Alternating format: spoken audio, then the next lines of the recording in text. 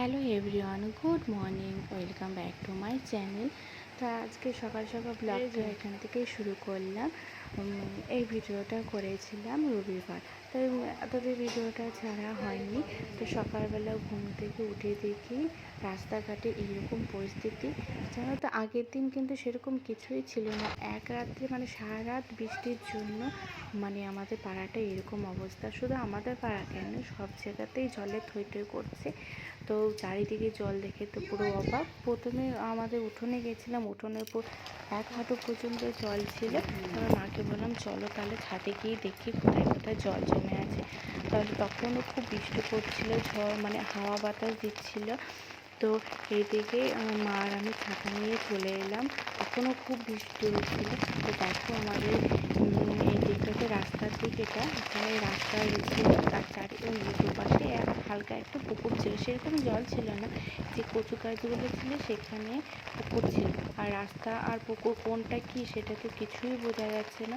তো একদিনে বৃষ্টির পরিস্থিতি এইরকম। যদি এরকম 2-3 দিন টানা হতো তাহলে আমাদের এখানে ভারী সমস্যা হতো।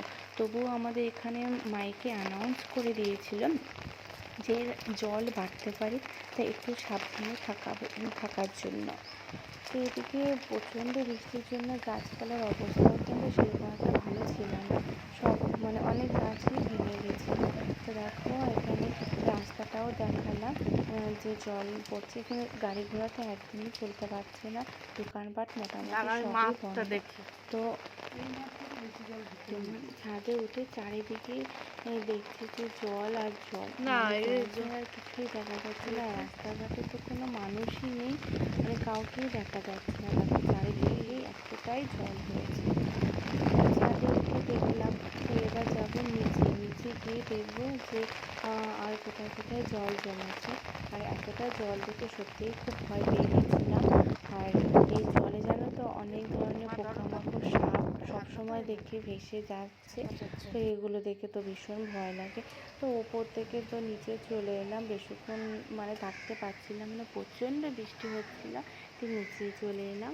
তারপর নিচ থেকে এসে আবার একদম নিচের তলায় চলে এসে জানলাটাও খুলে দেখি যে জানলার বাইরেটা এরকম জলে থই থই করছে।